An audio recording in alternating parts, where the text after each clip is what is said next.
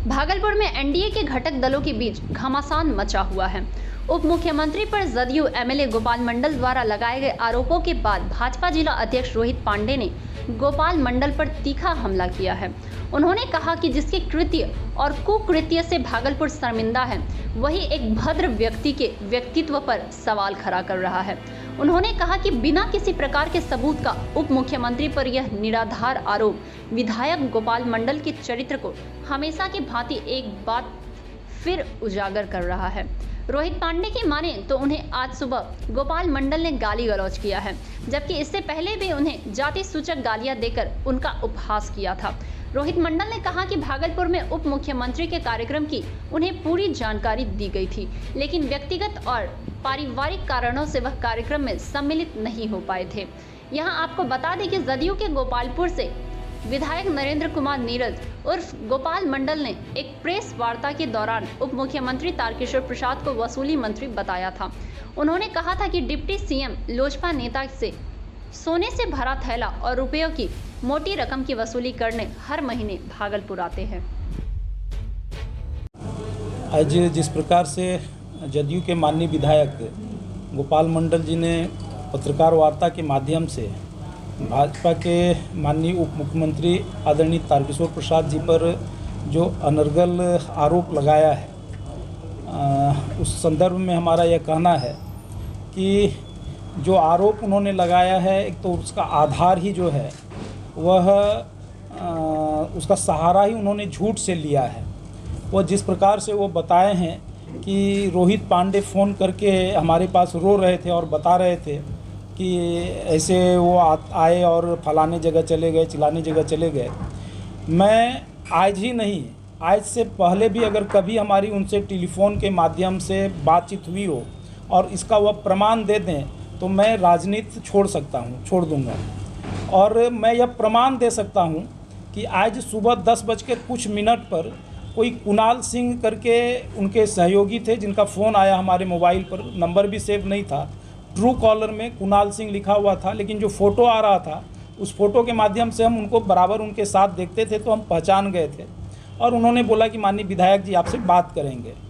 और बातचीत के क्रम में विधायक जी हमको ऐसे ही बोले कि एक प्रेस कॉन्फ्रेंस रखे हैं, आप उस प्रेस कॉन्फ्रेंस में आइए और कुछ आप बोलिएगा नहीं, बोलेंगे हम। तो हम चूँकि उनके स्वभाव से हम वाकिफ़ थे तो हम संकोच कर रहे थे उनको कुछ बोलने में। हम बोले कि भैया ठीक है, कुणाल जी को दीजिए ना, हम बताते हैं उनको। तो वह बोले कि भाई अरे कुणाल जी से जब हम फ़ोन पर हैं ही तो हमको बताइए, कुणाल जी को क्या बताइएगा।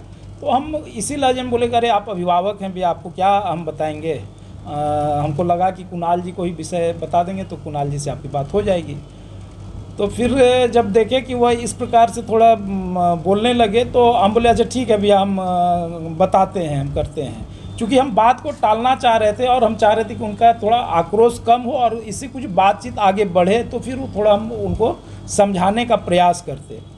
लेकिन जो उनका बात करने का आप सोच लीजिए कि लहजा है कि हम उनको इतना सम्मान दे रहे हैं, अभिभावक बोल रहे हैं, और उन्होंने बोला बात क्या आप लकड़नाना से कीजिएगा, विचार क्या लकड़नाना से कीजिएगा, यह उनका लहजा था। फिर हम फ़ोन रख दिए।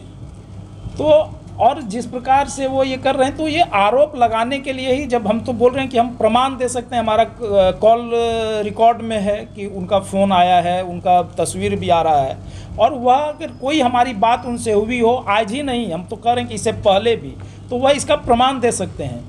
दूसरा, वह आज हमारे शुभचिंतक हो गए, लेकिन आप लोगों को ध्यान होगा कि आप लोगों के ही माध्यम से एक वीडियो कुछ दिन पहले आया था जिसमें उन्होंने जाति सूचक शब्द देते हुए कि भाई कोई प्रत्याशी ऐसा होता है क्या, प्रत्याशी को मसल्स पावर वाला होना चाहिए।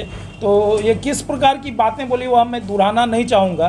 तो इसलिए उनका जो संस्कार रहा है, जो तरीका रहा है, वह जो यह आज वह बात बोले हैं उसी उनके उस संस्कार का यह द्योतक है।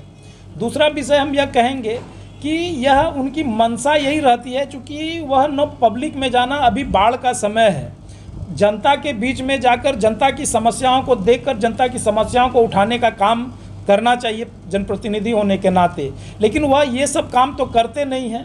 तो कैसे हम न्यूज़ में बने रहें, लोगों को अपनी और लोगों का ध्यान आकृष्ट कर सकें, तो इसके लिए जो उलूल जुलूल बयान है या बाकी सब चीज़ है वह देकर और इस माध्यम से नकारात्मक तरीके से वह न्यूज़ में बने रहना चाहते हैं। लेकिन वह किसी भी माध्यम से किसी भी प्रकार से न्यूज़ में बने रहें, इससे हमें कोई लेना देना नहीं है।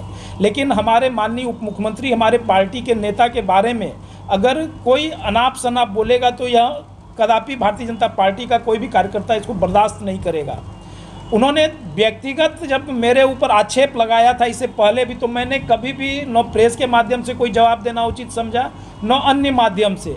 लेकिन आज वह हम पर आक्षेप नहीं लगाए, हमारे पार्टी के नेता पर आक्षेप लगाए हैं। तो इसलिए मुझे यह आवश्यक लगा कि प्रेस कॉन्फ्रेंस के माध्यम से हमें इसका जवाब देना चाहिए।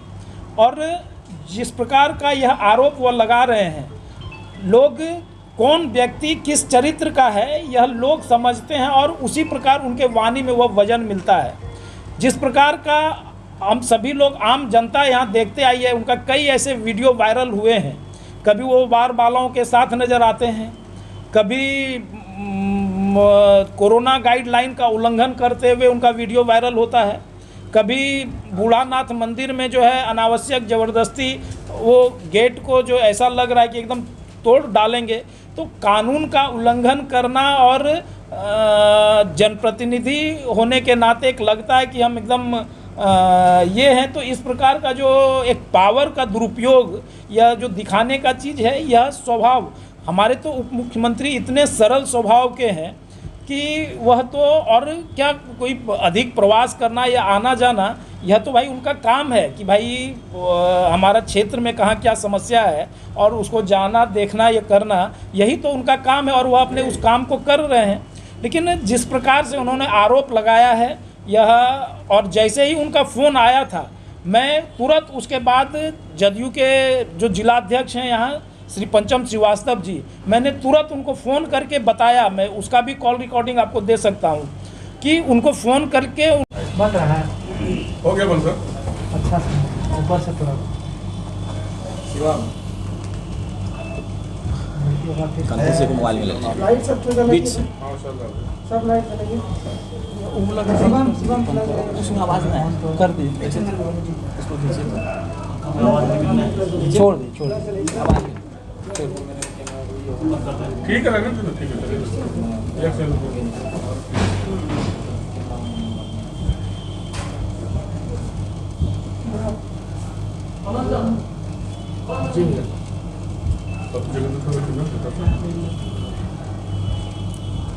आज जिस हम तो बताए ना कि ये है, हर एक व्यक्ति की अपनी क्रेडिबिलिटी होती है। कौन व्यक्ति क्या आरोप लगा रहा है उस पर निर्भर करता है कि उस व्यक्ति का अपना व्यक्तिगत चरित्र कैसा है और जिस पर आरोप लगा रहे हैं उस व्यक्ति का चरित्र कैसा है। तो इस नाते आम लोग, सभी लोग जानते हैं कि भाई तारकिशोर प्रसाद जी का क्या व्यक्तित्व रहा है और इनका क्या कृत्य कुकृत्य रहा है, ये सब लोग जान रहे हैं, जानते हैं। इस पर हमें बोलने की कोई बहुत आवश्यकता नहीं है। उनका बनता है, जब आज से 5-7 दिन पहले उनका कार्यक्रम बना और उनके व्हाट्सएप नंबर से उनका पूरा कार्यक्रम का डिटेल आया हमको। इसके बाद उनका फ़ोन आया कि हम फलाने तारीख को भागलपुर आने वाले हैं। इस बीच में कुछ कार्यक्रम में जब फेरबदल हुआ तो दोबारा फिर उनका जो रिवाइज प्रोग्राम था वह रिवाइज प्रोग्राम उन्होंने भेजा। उसके बाद यहाँ पहुँचने के बाद संयोग से हम नहीं पहुँच पाए थे, तो उनका फ़ोन आया कि हम पहुँच गए, आप नहीं। हमारी कुछ व्यक्तिगत समस्या थी, हमारी पत्नी की तबीयत खराब थी, तो इस नाते कई ऐसे विषय हैं जो सार्वजनिक रूप से बोलना, चूँकि वो अस्वस्थता के कारण हम कहीं थे, डॉक्टर के यहाँ अल्ट्रासाउंड वगैरह करवा रहे थे, तो इस नाते हम नहीं, तो हम उनको बता दिए कि कुछ व्यक्तिगत कारण से व्यस्त हैं, इसलिए हम नहीं आ पा रहे हैं। हमारे वहाँ महामंत्री थे, देवव्रत घोष जी थे, हमारे जिला के उपाध्यक्ष थे, बाकी सभी लोग, पार्टी के सभी नेता हमारे वहाँ उप मुख्यमंत्री आए हुए थे, सारे लोग थे। और हम भी वो बताकर, और उस दिन 3-4 बार हमारी बात हुई है, वो